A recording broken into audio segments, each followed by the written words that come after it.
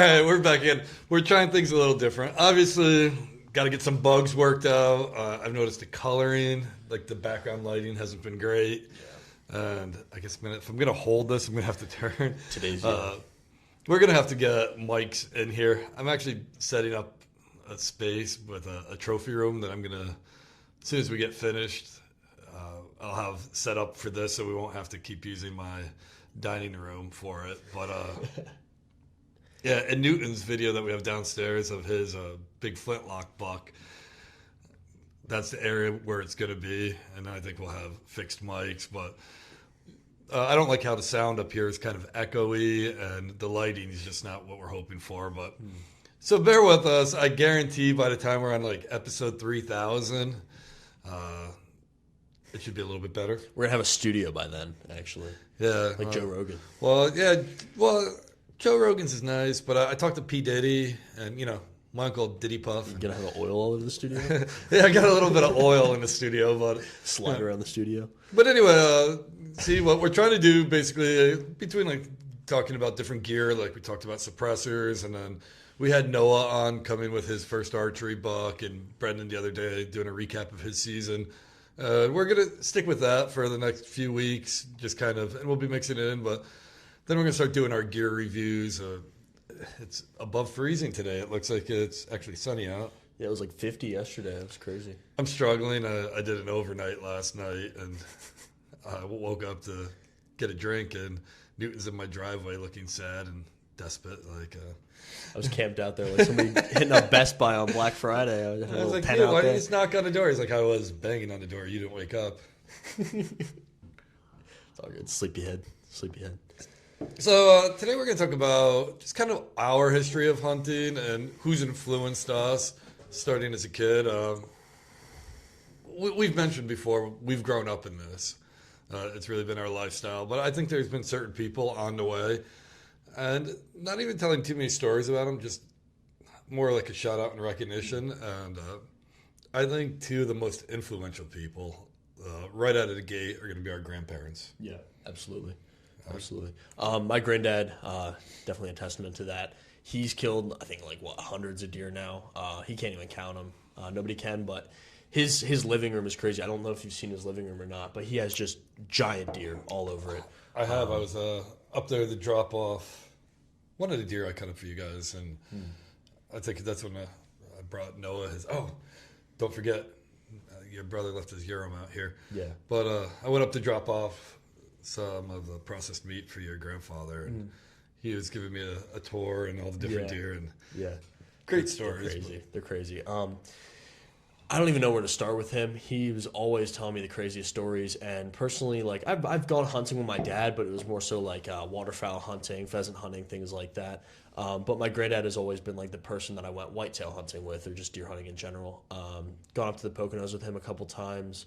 I've been hunting with him since I was probably 4 or 5 years old. He's always told me the best stories, giving me the best knowledge, best info, all sorts of things like that. Yeah, I think it's one of those things too. I knew my parents both worked. My dad was a police officer, so he was always busy. And we'll get to my dad too, because he's a huge influence. But my grandfather had a lot of free time. He was retired by the time I'm young in my family. I'm actually the youngest of the grandkids. And my mom and dad would just drop me off with him, or I stayed with him constantly. And he knew hunting and fishing. So in the summertime, every day,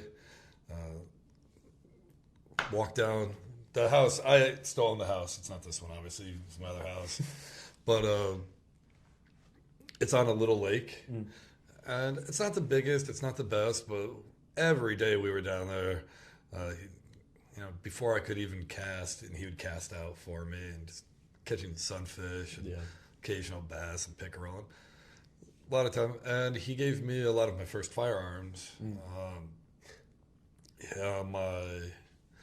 There were two of us who were into hunting, me and my oldest cousin. And my favorite hunting rifle is after World War II, my grandfather, he came back from Guam after getting injured, which that's another story. My grandfather's a war hero. Hit the beaches in Guam, got shot during the initial invasion. Back then it was they cut it out with the bullet with a penknife, put a band-aid. They're like, get back in there.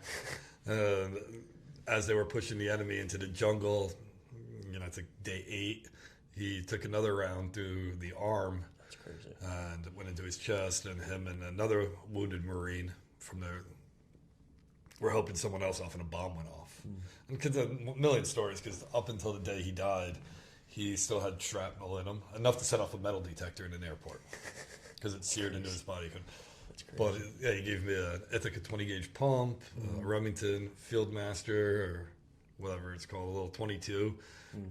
And before I was big enough for the 22, just the Red Ryder BB gun, up and down the road, shooting beer bottles and cans on this dirt road where I used to live.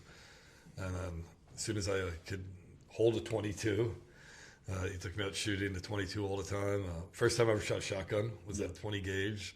And, he set stuff up in a bush, and he's like, pull! But yeah, just really got me addicted to fishing and hunting. He was already getting older, and he said he was crippled in the one arm, so he didn't really hunt anymore himself, but really the fishing, and gave me his turkey calls and tips. And yeah, grandparents are pretty incredible. Yeah, they are. I was smiling a little bit ago because it's like, it's so relatable. Like, not even just with hunting, but like fishing in general, like anything outdoors.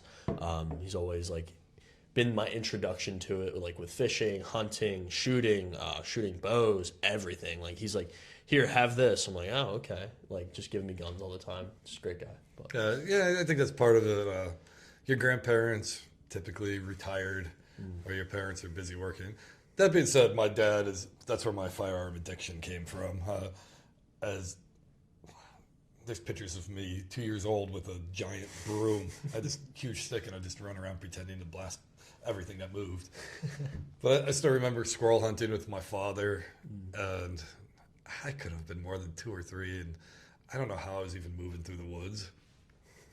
But yeah, and my father's probably been my biggest hunting influence. He still has a reputation back home, and it's kind of a tall tale. My dad was good.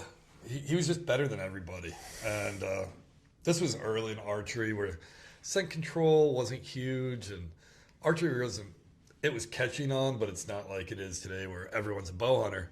And my dad dove into it. He dove into it huge. We actually got into it around the same time because of our neighbor. Our neighbor was a huge impact, and I'm going to talk about him in a little bit. But Dad was the original scent control guy.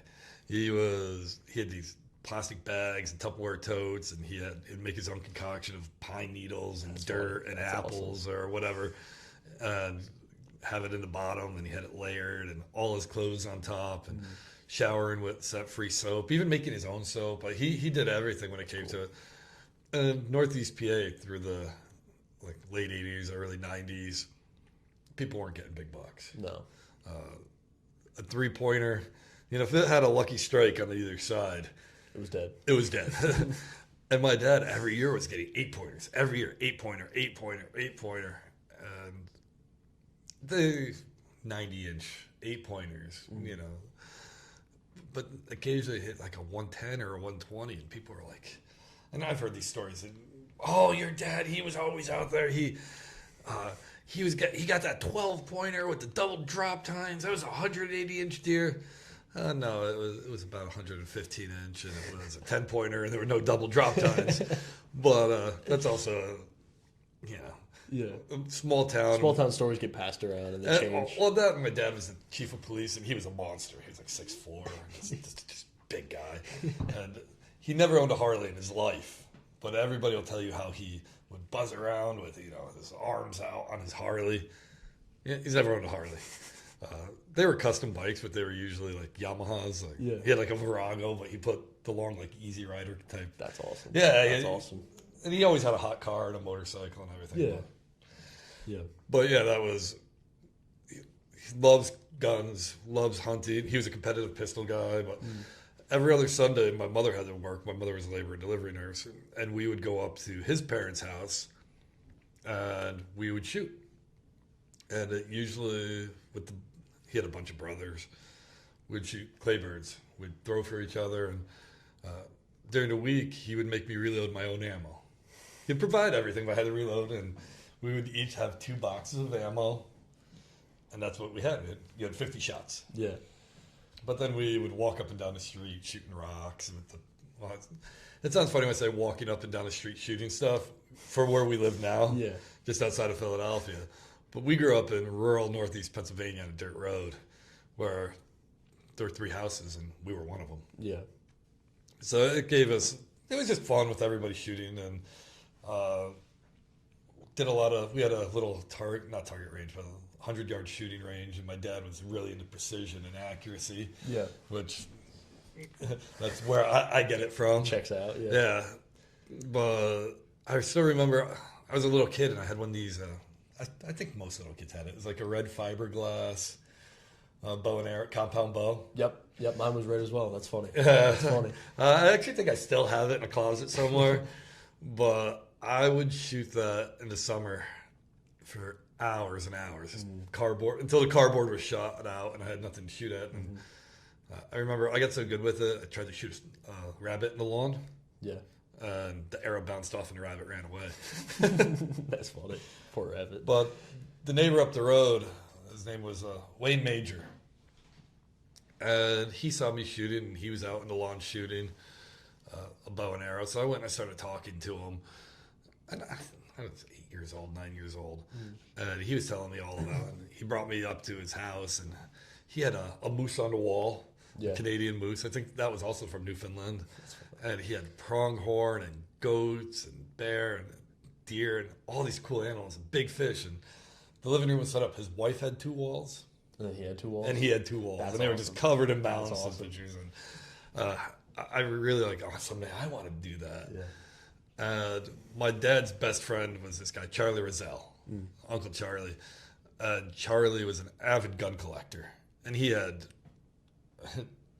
a gun buying addiction. Like he had, I remember one time he had the cases that rockets came in for the military. Yeah. And it was like blanket, gun. That's funny. Blanket, gun. It's not an addiction. It's a hobby. Oh, yeah. But him and his daughter, Brenda, they shot a lot of ski, and he loved shooting pistols and rifles, and that was my dad's best friend. And he had an old wooden recurve. I think it was a Browning, but I don't really remember. You know, the wheels were that big.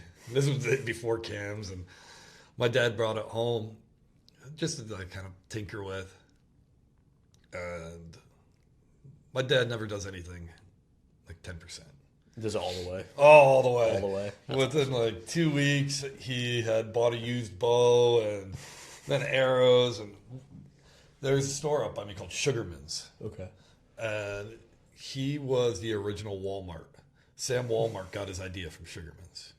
Except Walmart stuff we know is garbage.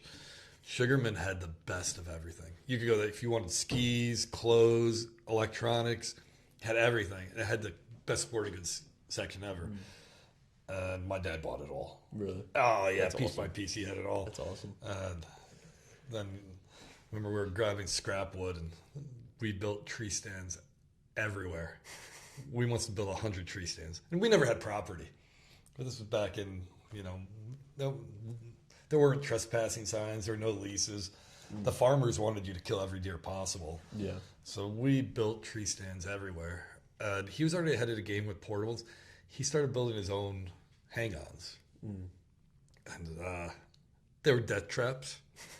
And he wasn't building them from he built one where he went and bought angle iron and welded this thing together. It probably weighed 200 pounds. But then he's like, I need to make these lighter. And I remember he took my mom's exercise bike and something with the hacksaw in the basement. And he had the whole where it stuck into the tree and wired up. And yeah, I don't know how we're still alive. I remember my first safety harness was he had a quarter-mile Mustang, 5-liter Mustang set up with nitrous. So he took the seatbelts out of the back. Yeah. Which was always good when going to school and stuff, knowing that you're in this car that could go probably 180 miles an hour. And Yeah. no With seatbelt. seatbelt. No Yep. seatbelt. Hell yeah. But he's like, yeah, you just tie that to the tree and tie it around yourself. You'll be fine. And I'm like, It's fine. you'd find me hanging upside down. You ever fallen out of a tree? Almost. I fell a couple of times when I was young. Really? Yeah. There was one time where I was like, it was like a ladder stand, and I was like sleeping, and I was like being stupid, and I was resting my head on the railing, and then like my head kind of slipped back a little bit, and I called myself last minute, but it was No, good. like when I first started hunting, I fell out 2 or 3 times. Really? Yeah, but you know, when you're that age, you just kind of wee. Yeah. Like a flying squirrel. Yeah, do the Mario brother Yeah, exactly. little squirrel suit. Yeah, no, I never got hurt. I almost fell. I forgot he's not behind me anymore. The first 8 point when I walked, and I shot him the day before I was having shoulder surgery, so I knew he was going to be over.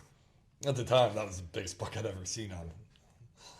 And I got so excited, I almost rolled out of the tree. Really? Yeah. That's funny. I didn't. That one, I was like 25 feet up over rocks. Oh shit. But yeah, Wayne and Dad, they became great archery hunters. And Wayne loved having company. So he started bringing us up to his property. He gave us full access to everything. And he always put me in the best stands. And him and my dad were hunting buddies up until the end of Wayne's life. And I kind of mimicked everything they did.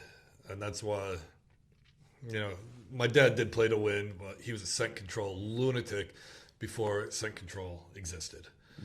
And I saw the success he had and a lot of his tactics, and I tried to mimic what he did.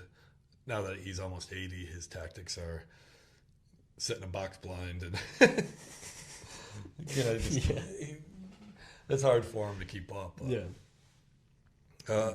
I'd say but yeah, Charlie with getting us into firearms, and Wayne, just all the little influence he had. That it was that little bit of a push, that little bit of, and Wayne hunted every night, every single night. I don't think he missed a night. Really? Yeah, That's crazy. Yeah, he lived to hunt.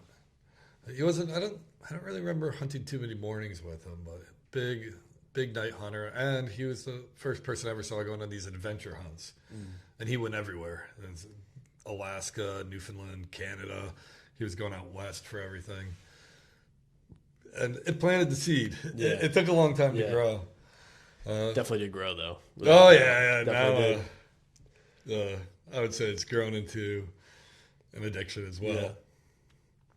But yeah, and you know, back then too, I mentioned when we first started doing this, I got to the point where I was so disgusted with all these TV hunters.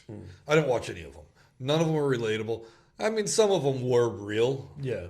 but most of even the real ones, it was bullshit. It gets old. It gets Yeah, old. yeah. Well, you know, we're here on long time South Texas ranch, and you know they do really good crop management here. As you're looking at the feeder and the conway.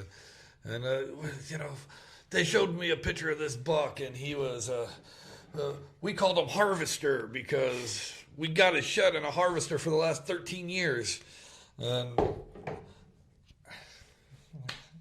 I'd be happy just to see a buck, and he's got, it wasn't even jealousy. It was just, I was like, this isn't hunting. Yeah. It doesn't feel real. And then, I don't know what it is. If you watch from like, the late 90s until probably still now, these guys, every buck, when they see, they get the dramatic, you know, dun, dun, dun, dun, dun, dun, dun, dun. And obviously it's all fake. Like the video camera's in front of them, and then the video camera's behind them, and it's light out, but then you see the deer and it's getting dark, and then they flick off the safety.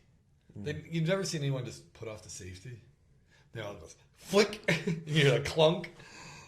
And I know here, even 100 yards away, if you flick the safety like that deer's he's gonna pick you off. And these guys are flick, boom, and you know, Yeah, and every episode's the same too. So there's like that initial like plot build up, and then they almost get the deer, but then he gets away somehow. yeah. And then they go back to it the next day, and it's their last day, and they get him on their last day, and it's just like a perfect shot. He's 20 yards broadside, definitely not at the feeder, you know.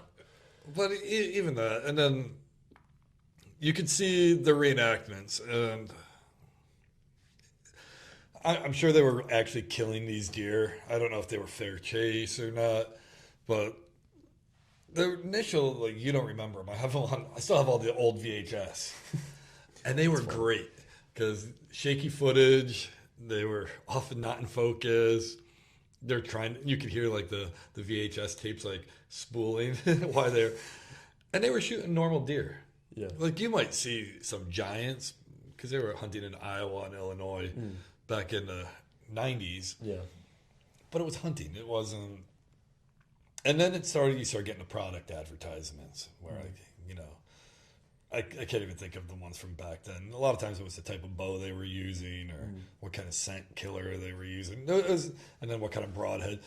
And then it became like a more advertising than, oh, you got to do this or you won't be successful. And listen, if somebody's going to pay me a lot of money and I could hunt by recommending, I'll recommend whatever you want. Yeah. And I think Rage Broadheads is probably one of the more controversial ones in archery. Yep. I've been extremely successful at Rage Broadheads. I hate them. I don't use them. I've never had one not break or bend a blade. Yeah.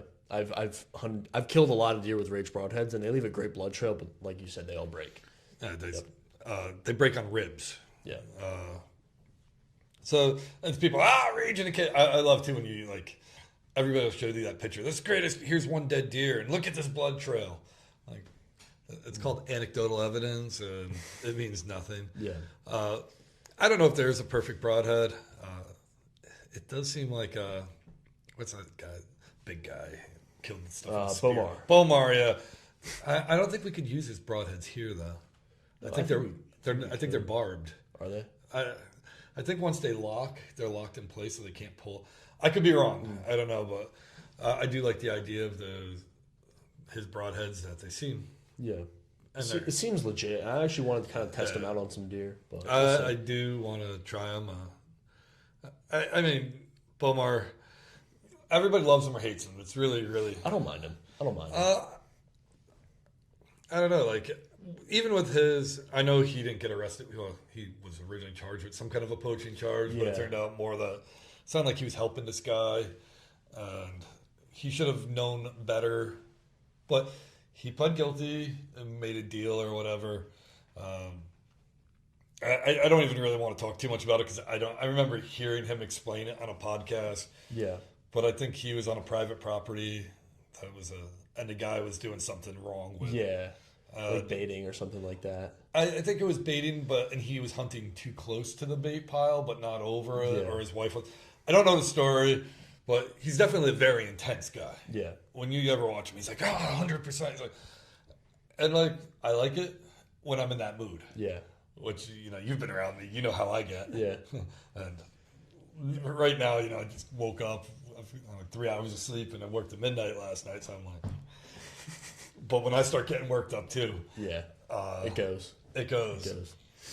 But he seems like he's on or he's off. But he's definitely struggled a lot. I don't know if you've ever followed. I love his one video of the Alaskan bow hunt on the grizzly bear, where he's they're in a tree stand or something like that, and the bears are coming back and forth. Like that, to me, that's a very entertaining video. That was a well done video. Well, I mean, I guess he got a lot of notoriety, good and bad. Was it a bear he killed with a giant homemade spear? Something like that, yeah. With a GoPro on the back, which I would not recommend for most people. But I think he was a collegiate javelin thrower. Yeah. I don't know how big he is as far as I know he's jacked, but I don't know if he's 5'2". I think he's 6'3" or something. All right, so he's probably he's a big dude. Yeah. He's me, but since his arms are bigger, he must be on steroids. What was it? If he's bigger than you, he's on steroids. Yeah, exactly. Yeah, if he's stronger than you, he's on steroids. That's what I live by. This guy's on steroids. He's got to be on gear. But. Yeah. I'm over 40. Maybe it's time for a TRT. I don't know. Joe Rogan says it. But yeah, his broadhead does seem legit. I know he's selling supplements, and his wife sells supplements and stuff like that too. She's kind of a hot box of rock, so good for him. He must be something. Unreal. Yeah, no. But yeah, he has that personality. People love him or hate him. Yeah. And when he did get in trouble, people, you know how social media is. Crazy story. Yeah. Crazy story. So the guy I worked with last night, he was Brian Kohlberger's partner at the school. Brian Kohlberger was working school safety. That's crazy. And I kind of these guys all worked with him. Yeah. And they said he was a weirdo. Yeah. Well, I mean, I don't think so. But yeah, just a social. One of these TikTok influencer assholes got the sheet of his hiring record at the school, and the guy I was working with, his name was right below because their name was on the sheet because they got hired around the same time and working together. So she published this on TikTok, and this poor kid, the New York Times showed up at his house, and all these people Just harassing him. Yeah, so I don't want to give up it's easy to find, but we have an awesome superintendent who his slogan is "Not on my watch." So we have a really good school police officer security program with every school has armed law enforcement and security guards. Yeah. The way it should be. Way it should be. Our metal detectors, and you know, when I worked at my previous school, their attitude was like, "Oh, it won't happen here." Yeah. Yeah. Well, and they're like, "Oh, this is a school, not a prison." Yeah. Well, our school is very much a school, and everyone feels extremely safe. And you might have that jackass here or there who's like, "Why does my kid have to go through a metal detector?" So some other kid doesn't bring a gun and light the school up. So it's nice. We are extremely safe, and even last night I worked at midnight, just making sure that the school. What you're like, why are you at school and there's nobody there all night long? It's a safety issue. Yeah, absolutely. Absolutely. But yeah, the way social media jumped all over this guy, and he was just a kid. He's young himself because a TikToker found his name next to Kohlberger's. They just flamed him for it. It wasn't really flaming him, but they were just, there. How the media just. Yeah. So it was. I've never met that guy myself. I forgot his name again. Bomar. I do follow him on TikTok or something like that. I wouldn't call him. We're talking about our hugest influences right now. He probably wouldn't be mine, but he does use trad bows too. Yeah. But yeah, the guys back in the day, there were those original videos that were good, and it started getting bad. What's your thoughts on Jim Shockey and like Ted Nugent and them? I love Uncle Ted. Love Ted. Well, we would never say anything bad about Uncle Ted. Yeah, he's the awesome. best hunting song ever written. It's like sacred. Yeah, it's Fred Bear. We listened to it probably about 20 times on our way out to Idaho. It's kind of my pump song in the morning when I go out bow hunting. True story. Uncle Ted has been one of my influencers back in the day, listening to his music. He's a great guy. I love everything about Uncle Ted. He's hilarious too. But my first year saddle hunting, so I get my saddle on, and nothing's the same in the woods as it is in your back lawn. So I was John Eberhart. I don't know if you know who he is. No. He's like the father of saddle hunting. He's a big scent lock guy. I agree with 98% of everything he does. Like, he doesn't play the wind at all. He's an absolute lunatic. He's more of a lunatic with sense control than I am. Really? And he's Must been be saddle nuts, hunting since the 80s. He only hunts on public land or permission. Nice. He's got some like 80 bucks. That's cool. In Michigan mostly. That's awesome. So kind of hunting like we are, and he's getting 125 inch, 130 inch deer. And he's got some monsters. But what he's doing that I like, he uses an old bow.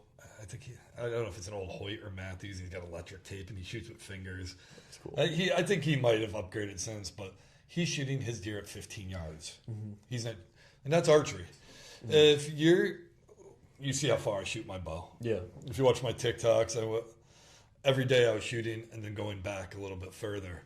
And I think I got to 50 yards with my recurve, and 90 yards I drained a bullseye, and then 100 yards, a little bit of wind. And Sales. just a little off to the right. But Yeah, I could shoot at 100 yards. And honestly, it's something I could send it. Yeah. A pronghorn, I'd send it. A whitetail, my ideal shot is 15 to 25 yards. Yeah, I was I shoot pretty far with the Matthews. I've gone out to like I think like 80, so not quite as far as you have, but I feel like those farther shots definitely make the closer shots a lot easier because on those farther shots you're so much more focused on your dynamics and like your breathing, things like that. But like on a whitetail, realistically, I wouldn't want to shoot past 30. Like 35 is pushing it, honestly. That's a fast ass bow too. But when we do our archery setup, I'm going to show mine, but I know I always did the traditional 20, 30, 40 yard pin. yeah, And I have shot his back as far as 40, but there's just too many variables. yeah, And deer duck arrows. yeah, And even with the fast shooting bow, they could duck it. It was actually cool. I was thinking about doing stuff like this years ago, and I had Brendan behind a barn with a broom. And I was shooting from 20 yards away, yeah. and he couldn't see just based on sound. He would drop the broom, and he could dodge every arrow at 20 yards. That's crazy. And I was at my V3 shooting. I was shooting a light arrow. Yeah. I was going about 310, 315. That's crazy. That's fast. And he was able at 20 yards just from drop it sound every alone. single time? Yeah. That's crazy. I didn't think it was possible, but yeah. Yeah. I mean, like, honestly, like, reason being why I wouldn't want to take those far shots is just because, like, obviously, like you were saying, they duck. They're known to move, obviously, when they hear the shot. But, like, missing a deer sucks, but wounding one sucks. It's so many things I'd rather do. There is no feeling worse in hunting life than going to bed and reliving that shot over and over and over. And if you hunt archery long enough, it doesn't matter how good you are. I think I got a little too braggadocious because I hadn't wounded one in like 20 years. And then in like the course of 5 years, I wounded 3. Yeah. They haunt me. They haunt my nightmare. Yeah. Yeah, I mean, it happens. You can control, but you can't at the same time because it just, you kind of got to rinse and repeat it, but it does happen. You just don't have that margin for error. And that's where things like the Rage broadheads or Sever or the Bomar with that 2-inch cut, they're great if you hit them further back because you put a 2-inch slice through something's liver or its guts. It's going to bleed. It's going to bleed. It's going to be dead pretty quick. Yeah. Well, it's dead. It's just a matter of finding it, which here is difficult because we don't have 1,000 acres. Yeah. But you hit that shoulder, You're cooked. you're cooked. You're cooked. Yeah. I'm waiting to see. I haven't hit one in the shoulder with my current setup. I don't think I'll have an issue. My bow hits hard. We'll get into our bow setups, but I've got a 31-inch draw. I don't pull back much weight because I have bad shoulders, but I have 305 with I don't remember what my arrow setup is right now, but I think it's about 590 grains with 175 of it up front. That's crazy. And That's crazy. well, you saw it. It blew through my broadhead targets. Because I don't use my good targets for broadheads, so I used 2 of the cheap foam blocks, and it blew through both of them. And It'll go. But that's why the doe management video, I was surprised. Like, I didn't get a pass through. Yeah, she got like sliced though. Yeah, well, if you play it in slow motion, you'll see as I shoot, she ducks away slightly, which made it even better because she was slightly quartering away. It doesn't look like it as much because I have the camera off to the right and I'm to the left of the tree, hunting out of my saddle. But she turned a little bit and it sliced along the ribs. It went through the heart and it caught the sternum. Ooh. And it blew this whole front of the sternum and it blew the left front leg. That's crazy. Yeah. Just right up into the cavity. Yeah. That's insane. How far did she go? Like 10 yards, was it? No, she ran pretty far. I think she might have made it 30. Really? So far. Such a hard find. Well, no, it's thick back there. Yeah, it is. So It is. she ran like 20 yards and then jumped into the thick stuff. And I'm like, she could have kept running straight into an open field, but she jumped in. But I heard the crash, so that's why I have the video recording. I'm like, let's see if I could find her. And instead of following her trail, I walked around because it opens up a little bit. And she jumped and landed and fell dead right on my trail. That's funny. So, I killed too many does.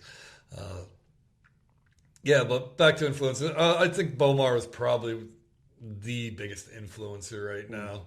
I gotta say that as I'm getting older, my influencers are getting younger.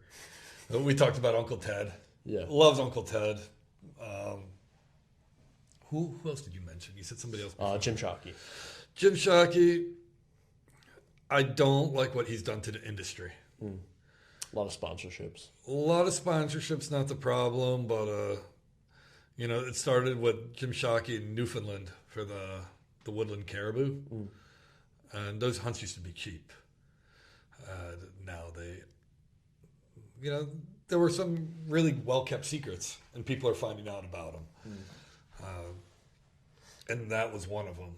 And he bought up a lot of, and I believe he's doing the same thing in Argentina with the red stag hunts and stuff. I understand he's making his nut too, but I do think, who's the meat eater? What's his name? Steve Ranella. He has a brother. Yeah. They don't get along. Yeah. I don't even believe they're on speaking terms right now. And Steve Ranella's brother is like an anti-influencer. He doesn't want more people in hunting. He wants less. Yeah. And he thinks that he would be against what we're doing right now, even though we're doing more of equipment and stories. But he thinks what his brother's doing is killing the industry. And Steve Ranella, I don't watch a lot of his stuff, but I have heard from guides and stuff out west. It's somewhat not authentic. Can't confirm or deny this. I have no direct, but I did have a couple guides tell me, like on different public land, he has people already out scouting, and they'll sit on good ones. And which he's trying to make a show. I get it. Yeah. And he needs to make these kills. Yeah. But he's guiding on public land, and these guys are like, oh, you can't come here. I'm like, what do you mean? Oh, well, we're part of the meat eater. I was like, oh, that means you're sitting on a good one. We're coming here. But his brother, I saw him on the Hunter podcast, and he had a different opinion on it altogether. And I get it. God knows how many of these podcasts are on YouTube. That's why I want to be different. And what I'm advertising for, I think, I'm by butcher shop. And I want people to come here with their dead deer so I could cut them up. And as far as the trips that I'm booking, I could see that being, but most of, I can understand. But it's the only way to really go for, you can't hunt in Newfoundland without a guide. Yeah, that'd be impossible. So, it'd be dangerous, honestly. It's extremely dangerous. And a lot of these you're going, like in Argentina, it's not that you need the guide as much as you just don't know where to go. Yeah. Out of our group, I was the only one who could speak Spanish. Yeah. So how the hell do you travel to South America and know where to go hunting? Yeah, exactly. And when we were in Idaho, 4 of the 6 days that we were there, we were figuring out what the hell to do. Yeah. I feel so confident that if we went back next year, we would get one. Tag out. Yeah. It's not going to happen, but Idaho hasn't seen the last of me. I definitely need to go back out. I need to do something, whether it's a lion or something. But lion without a dog, gonna be hard. But they were there. They walked right past our tent in the middle of the night. We just getting a lay of the land. I don't think I was overconfident in our ability and where we were. I got humbled by the weather. I was expecting to be freezing cold. It was hot as balls. And I had my Kuiu Burner Parka pants and my Kuiu Burner Parka jacket I've worn in sub-zero weather. And what did it get? Up to 105, 106. Yeah, it was crazy. It was so damn hot up there. It just wasn't. Yeah. But circling back to those, I wish I looked at some of the videos. I can't think of any of the names of Bill Jordan. Bill Jordan, and was it Realtree? I think so. Yeah. I think I have every one of his VHS from the 90s. Really? Yeah, they were great. But then we spilled into the modern hunting video era, and I always throw this guy under the bus. I got to Google to see if he's even alive. Larry Weishan. And the dude was a clown. If he is dead, no disrespect. If he is still alive, I think you're a clown. I don't care that you're like 100 years old. He was what Rinnella's brother was talking about. And just this big stupid bipod and a pistol and running around. These were pet deer he was shooting and acting like he was a hunter. That was the last time I turned off all hunting videos for a long time. You're just like done. I was done. And that's kind of why I want to talk to people like our dads, our uncles, our friends, because we've got great hunting stories and they're authentic. Like your brother's video, which these are our initial podcasts, so I think 30 views. I'm like, yeah. Yeah.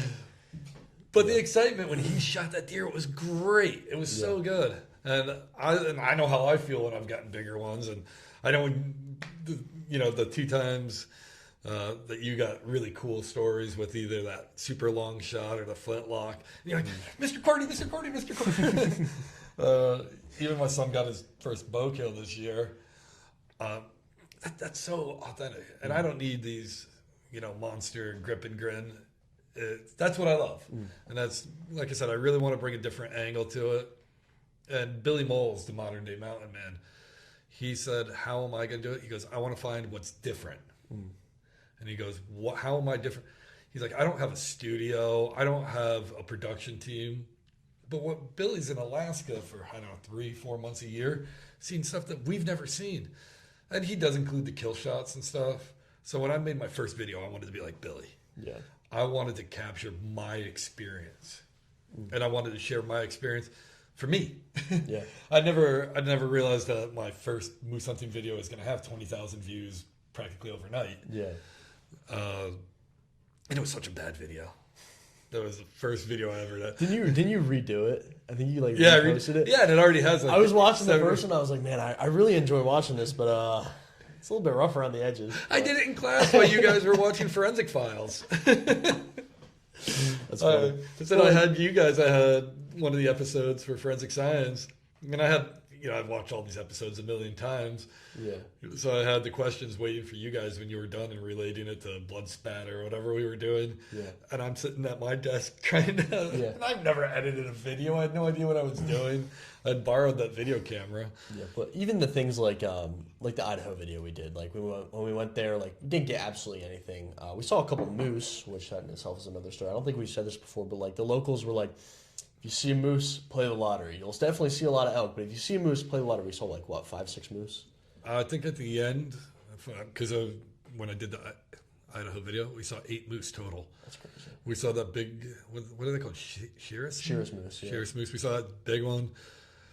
Then we saw that first cow. Then we saw the baby. And then saw another cow. And then that night we were hunting that hillside with the swamp below, and they were coming down the other mountain. Yeah, and some of them might have been doubles, but I would say we saw at least between 7 and 10 moose. And we were up within 8 yards of the one. Yeah, that was crazy. Leave me be. Leave me be. I was like, I don't think that moose wants to fight you.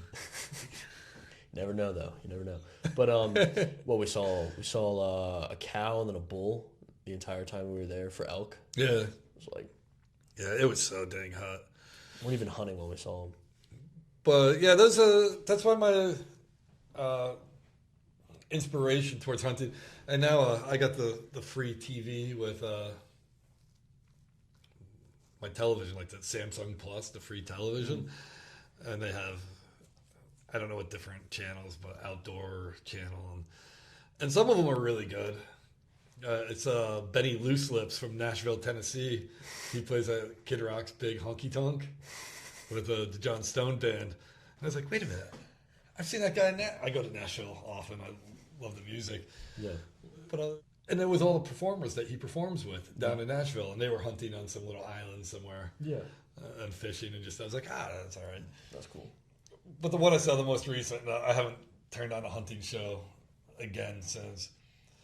The guy was hunting, and he's like, oh, this is our hunting camp, and we're set up right here because this is kind of like just a big hunting blind. It was a modular home, and in the back they had a feeder, a trail camera, a digital camera, and he was sitting on the bed with the curtains open and the windows open, with a crossbow on a tripod, and the video cameras are all set up, kind of like. I'm not exaggerating. I'm gonna. It would be like. He had a camera like this, and a couple GoPros. Yeah. And they were sitting there, and they were wearing camouflage. I'm like, and they're sitting on the edge of a bed in camouflage, looking out of the window at a pile of bait with the tripod setting up there. And he's like, well, really excited. And his kid pops a small buck, and they're. I'm like, you just shot it from the house. Like, how is this on a hunt? And they're like, this is our hunting camp. This is basically a giant ground blind. They're in the other room watching the football. Well, they got the game on. They're drinking beers, hanging out. And they have a camera to notify them that the deer walked in. And they come over, and he's like, so we're going to let it set for a while. And, because I'm really playing for, Sasquatch. And so then, the camera goes off and the feeder's off. And the buck comes in, and he's always like, I'm ready for this. The deer is 20 yards away, and he's on a tripod with a crossbow. He's like, I really hope I can make a good shot. And of course, like the dramatic, flick the safety off, and he's on top of it, and the camera's right in front of him, and bling! Oh yeah, I hit it good. I'm like, are you kidding me? You shot it out of your window of a house and that's on television? Guy's got his pajamas on. You couldn't rewind it because it was live. Yeah. But I'm like, how is this even on TV? And part of my French, you're a complete asshole. And any of the producers who put you on TV, you are scumbags and assholes too. So I'm back to YouTube only. Yeah, this is where I said I'll get the Bomar excitement. The coffee's starting to hit him. The coffee is hitting. But yeah, I couldn't believe that was on television, advertising hunting like that. I'm like, how pathetic. I was befuddled. I'm like, you're a complete loser and a jackass. And he's got his own syndicated TV show. Never again. That's why I'm going just back to YouTube. And every Monday night, I'll give a shout out to these guys. They do a live, Hunter's Advantage. And these guys are out there grinding. They're great guys. They went on I think they did a couple hunts. They did Alberta bear. I know they do some elk hunting, but they flew into Kodiak. That's actually where I got the idea to get that Canon camera. Yeah. After I lost my video camera, I messaged him on Instagram. I was like, hey, Christian, I'm a guy in Pennsylvania. I'm going on all these hunts. What camera do you recommend? And that's what he recommended. He called me right away. That's awesome. Yeah. And it was just like, yeah, man, whatever. And then I sent him the Kodiak video, and when he was going to Kodiak, I invited him to come up for the Great Outdoorsman show in PA. Nice. But they're there in Texas, but just gentlemen. They're guys hunting. Yeah. They're normal guys. They're not shooting 200-inch deer. They don't have big ranches. They're public land, or they might have leases or whatever, but they're out there struggling. Yeah. Another guy I love right now is Seek One. I don't know if you watch Seek One. My brother actually met one of the guys that does videos with what's his name, Lee, at the outdoor show, which is pretty cool. He's a cool guy.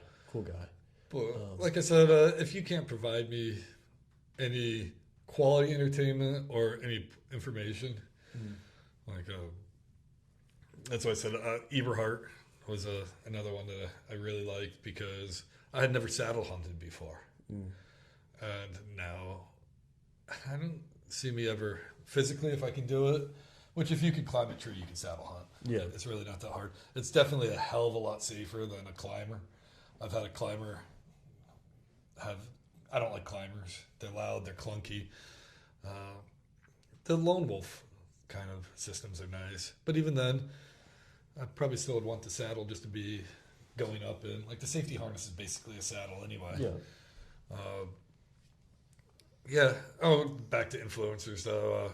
I talked about my dad, talked about my grandfather, I talked about Uncle Charlie, Mr. Major. Another big guy was my dad's partner as a cop. It was this guy, Mike Hornack. I brought him up before. And he loved the outdoors. He's a true outdoorsman. And he loved when other people are successful. He loved talking about it. If you want a turkey hunt, he would be happy to just be in the woods, and he was great at calling. That's cool. He would set up great spots, and he would always try to get you to go in a spot. That's cool. That's awesome. Yeah, and so helpful.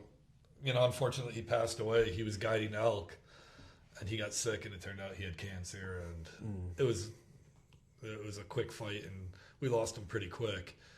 But he was a real asset to the hunting community. A great cop, great guy. But yeah, just even though I knew him later on in life, he was a big Matthews guy too. That's awesome. That's awesome. But yeah, just some of the things that he had picked up over all those years of hunting. He actually is kind of what swung me into turkey, because I wasn't really into turkey prior to meeting him. And he absolutely loved it. And he was the biggest scouting monster I've ever met. I'm not exaggerating. I would say on any given week, because he was a big cross-country runner too, but he would run in the woods. Yeah. Like up the trails, and then I would say he did 400 or 500 miles a summer scouting. That's awesome. So he had great spots. Yeah. Can confirm. I shot my deer this year out of his stand. Really? Shot my buck last year out of his stand. I shot my buck the year before that out of his stand. And the year before, the last 4 years in a row. Gift that keeps on giving. Yeah. That's awesome. I've got my two biggest PA bow bucks out of his stand. And my two biggest PA rifle bucks out of his stand. Nice. Yeah. That's The awesome. really big one next to my bed. Yeah. With the suppressed 6.5. Yeah. That was out of his stand. That's sweet. Yeah, so. Yeah, but ended along. I think my friends have been a huge influence on me. I mentioned them earlier. We want to do a podcast of, obviously, forensic files. We watch a lot of stuff. It's amazing how many crimes are solved because the bodies are discovered by hunters. And my buddy Johnny, he found one. And Johnny's a great hunter. Yeah. He got into archery recently, but he's a killer. He uses a gun, and now he's got into a bow, and he's plugging them. Yeah. He can catch a fish. He's like your brother with fishing. Really? Oh yeah, he'll catch a shark in a puddle. That's crazy. He's really good. That's awesome. But yeah, definitely a lot of things that we want to do in the future with this podcast. Definitely have a lot of talking points to go over. Yeah. Things like that. Ideas just keep popping up left, right, and center. So. Yeah, and it's a torn thing. Like right now, because it is postseason, I want to get these stories, and I really want to get more into equipment reviews, and then of course I do want to do some bad mouthing too. I saw CJ Alexander is back online, and I think he gets the asshole of the decade award for poaching that monster buck, and I had the fortune of talking to this individual. I'll show you later. He FaceTimed me on Facebook. Really? I didn't have a profile picture up, so I started off being polite, but I could go from 0 to 100 pretty quickly. Yeah. But when I first saw him on the Hunter podcast, I was like, this guy's full of shit. Didn't care, and people are like, oh, you're just being jealous. I'm like, listen, been a cop for a long time. This guy's full of shit. Yeah. He's lying. Yeah. The story does not make sense. And his body language when he was talking about the pictures and stuff, well, when I talked to you about interview tactics and stuff, how you look for those changes. Yeah. And I'm like, he's not telling the truth. Yeah. As a trained investigator, I can tell you he's lying about something. I don't know if he shot at it. Something's not right. And then, whatever, it comes out that he might have poached it. There's no proof or anything yet, but he went on, I know he went on Hunter's Advantage and he came back on Hunter. But on the Hunter's Advantage podcast, he was telling a story, and he had all the answers to all the questions he thought. And he was boom, boom, boom with the answers. They were scripted. You could see, and then they asked him a question about the knives. And his body language changed, the way he was talking changed. Yeah, kind of like shrunk up. Then he was like, and he had an answer for it. Now he starts fumbling over his words. And he's like, oh, yeah, no, there's no... And not only does he say, like, they definitely weren't my knives, I have my hunting knife, and kind of fumbling with that, he goes, well, DNA, I don't think deer have DNA. And if you guys don't know, I understand. DNA is kind of the blueprint for everything living. You can match an apple to a tree, your family genealogy. Deer and everything, they all have DNA. You can match beyond any kind of a doubt. If you have those antlers and you have a bloody knife, you can, without any doubt, 100% certain. But when he was doing all of this, he had already admitted to being guilty to the game wardens. That's crazy. That's crazy. It's on Warden's Watch. It is a great episode with the Ohio DNR guys. They did excellent research. They were hunters too, not just law enforcement. But you can tell they go through, and at first there was nothing really dispelling his story, but there was rising suspicion. There was a picture of the buck 10 miles away, which all right, a buck can travel. But they're like, we got to his sister's property, and we're like, it's not a bad property, but it's not a big buck property. Yeah. Could happen. And then the other property where the deer was had everything. It had food, it had cover, it had bedding. He's like, there's no reason. Why would you leave fish to find fish? Yeah. So they investigated, and they were walking around the property, and they found a bait site. And it turned out to be the orange rope that he had tied the tarp around the deer and the bags. And the game warden on this, like, hundreds of acres of property, he found the stick from the picture where the dead, because he only had a picture of it at night, even though he recovered it, a 200 plus inch deer. Yeah. He only had one picture at night and nothing in the daytime. Little red flag. Anyway, great. You can go on Warden's Watch all that yourself. But this jackass is arguing with everybody online. And I posted something like, it seems like he's guilty, his story. And he was like, he just came right at me. And then he started quoting Bible verses, and I was like, hey, listen. Oh, that's what it was. I said, everything you need to know, if you look at this guy's pictures, they're all pictures of him in his underwear flexing. He's got like 4 or 5 kids, doesn't have a job. I'm a father. Every picture I have is of what I love, my son. Every picture he has of himself in his underwear flexing. And I was like, so then he's like, you're probably built like a potato. If I ever saw you, I'd beat your ass. And I was like, hey, listen, yeah. And he's like, F you, F this. I'm like, hey, you're preaching about being this good Christian man, and every other. And you act like that. And he's like, don't worry about the speck in my eye when you've got a log in yours. And I'm like, brother, like, same advice could be said about you. And then he kept going down. And finally, I was like, listen, you better pray this buck isn't legit. Because if it is, and you're going around, you're going to be going to sportsman shows, and you're going to run into people like me. You're going to get torched. And I'm going to knock out those little soft meth teeth of yours when I put... Because I'm a lot bigger than you are, you skinny little prick. Not even 100 subscribers yet. We're already starting beef. Yeah. Hell yeah. But anyway, then he FaceTimes me. It's like 2 in the morning. And I'm like, sorry, I'm not on methamphetamine. I'm not up at 2 o'clock in the morning unless I'm working. But yeah, he got over $40,000 in fines. He got locked up. It's crazy. He's on probation or whatever for like 3 years if he doesn't pay restitution. He goes back to jail. That's insane. Well, the thing is, he set up a fake kill site. People are like, oh, nobody would care if it was a doe. He sold the antlers, and he was a jackass who thought Snapchat actually disappeared. So he's planning this whole thing on Snapchat. Oh, we're going to have house money. I'm going to make so much money from this. And he's taking this money in from this deer, and then it's all fraud. Yeah, and then when lying to the investigators, it's all OGA. He got hit. The felony charges he got hit with weren't for shooting a deer. It was setting up a fake kill site and interfering with an investigation and everything. That's crazy. So he got what he deserved. Yeah, so one of my largest influences in my life was C.J. Alexander on what not to do.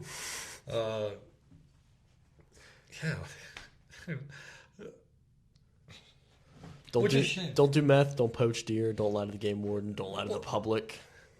But the other thing too, there was a little kid hunting that property who was probably going to kill that deer, and it would have changed his life. yeah, but he had to come in and run it. But anyway, that jackass is back on social media now, and he's like, I don't care. I got a replica of the antlers coming, and I still killed this deer. I'm like, you poached him. You cheated. Like, it doesn't count. Yeah. But yeah, as far as like celebrity influencers though, there's not a lot that I really care for at all. Me neither. I'm a YouTube Yeah. guy. I don't really watch TV. I just watch YouTube. Yeah, same thing. And there's a bunch of, most of these guys trying to get famous. Good for them. If it works out. But there's great content out there.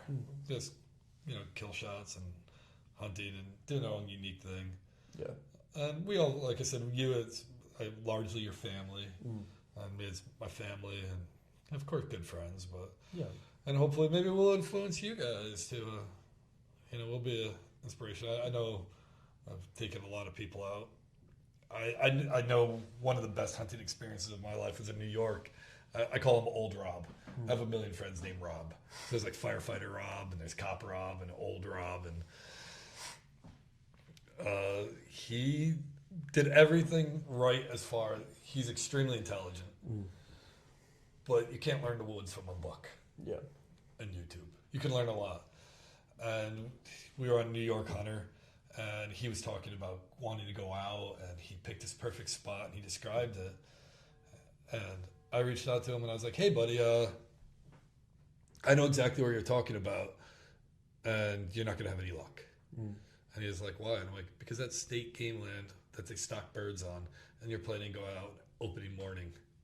Yeah. Not going to happen. It's not going to happen. Not going to happen. It's not going to happen. You're going to get blown out of a tree. Yeah. It's an orange army walking through there, and they're just ripping it up. Yeah. And he's like, oh. So we started talking, and he got this excellent permission property, and he couldn't make it happen. So I was talking, and I helped them get set up with different things. I was like, let me come help you. Like, take me through the property. And he had the right idea. And he was playing to win, and he set up, but he's like, they always come to, and he was on a great trail. He's like, they come over, and as soon as they, at the peak of the mountain, they're eye level with me, and they pick me off every time. I said, well, all right, let's go to the other side. He's like, but the wind is blowing. I said, yeah, but the wind is blowing once they get below you. You're going to shoot them up here. Yeah. Let's go to the other side. And you saw like the light bulb go off. So I took the tree down, or his tree stand down, and I set it up. And I was young at the time. I think I was only about 30 years old. And so we set it up and got in a position. And I'm like, listen, if they come like you said, wait till they get right here, because you're going to kind of be silhouetted. Wait till they get behind that tree, pull back. And he's like, okay. He calls me, he goes, I hit one. Can you come help me? I was like, ah. And so he told me a story. He's like, I can't find any blood. I thought I hit it perfect. And I'm like, all right. So he's down. He showed me where it ran, and there was a stone wall. And I'm walking up the stone wall. He goes, oh, it's not up there. It's not up there. I'm like, things look a lot different from a tree. Yeah. Especially if no, I'm positive. I said, oh, I got blood. He's like, what? Because jumping over a stone wall, you're going to leave blood. Yeah. And I was like, I've got blood. He's like, no, you can't have blood. I'm like, I've got blood. I've got blood. He said, you shot it right there? Well, there's a blood trail coming from right there, going over the stone wall. It's going down this way. That's funny. So we're tracking, and he's looking down, and he was expecting this.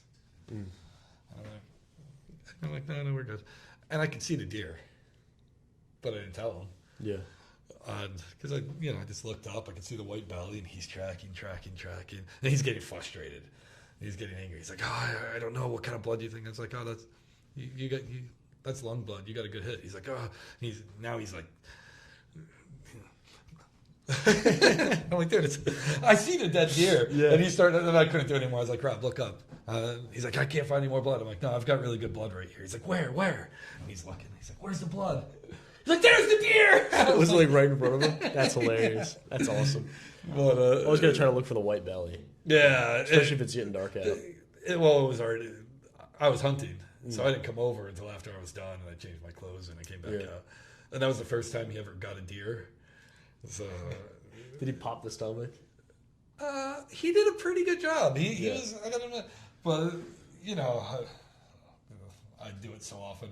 I'm covered in blood. I just So he's been taking his time and making these little cuts, and I'm like, Dude, just get in there and just yeah. I was like, dude, just do it. and then.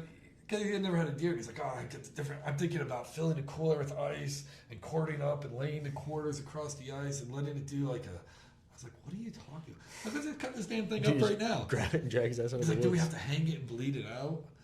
Like, I'm like, dude, let's just cut it. So we spent the night drinking scotch, smoking cigars, and cutting up his first year. That's funny. And then he invited me over the next day for. So I guess I'm somebody's. Yeah, that's cool. That's awesome. No, he also didn't have a shotgun, so we went bird hunting for the first time. First bird he ever, and it's perfectly flying away. I'm like, what is he doing? He left the safety on. That's funny. We've all done that. We've all done it. We've all done it. And like honestly, when those pheasants, was it pheasants? Yeah. When they first fly up, like the first one of the day always scares the crap out of me. I'm like, oh. I think it was bird flu or whatever killed our grouse population here. But grouse hunting is some of my favorite bird hunting, except you don't see them anymore. And when they take off, it gives you a heart attack. Yeah.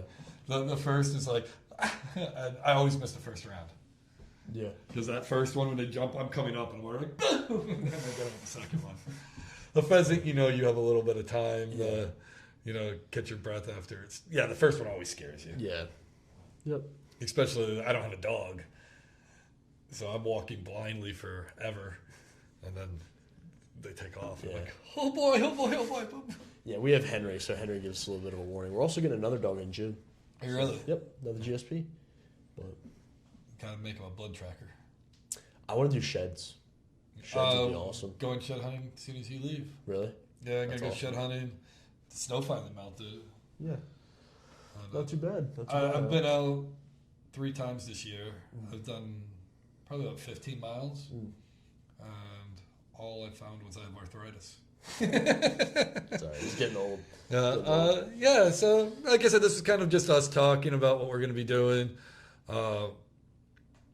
But unfortunately, a lot of these people who have influenced me have passed away. That's why I think it's really important to get your grandfather and my father, because they're up there in years, and kind of just having some of their stories down. Like I said, even if nobody ever watches it, it's for us. And I don't think Ted Nugent is going to watch my podcast. Yeah. But if he does, Uncle Ted, first time saddle hunting, buddy. I was in the swamp. I wanted to hunt for years, and I could never get into it because there was no way to put up a tree stand. It was too thick to get a ground blind.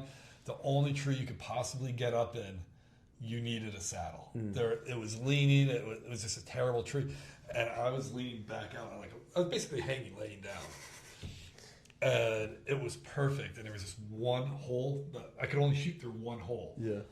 And it came in, and I was nervous because everything was going perfect. Yeah. So I started singing to myself. I was like, here I go. And I was singing Fred Bear.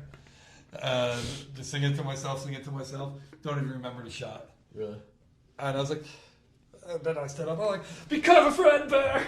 I get a little goofy. But, yeah. And, hey, Fred Bear, man, he was The legend. The legend. I love his videos there. He's like everybody's grandfather with the big ears and big nose. Yep. But, all right, well. All right, until next week. Yep. All right.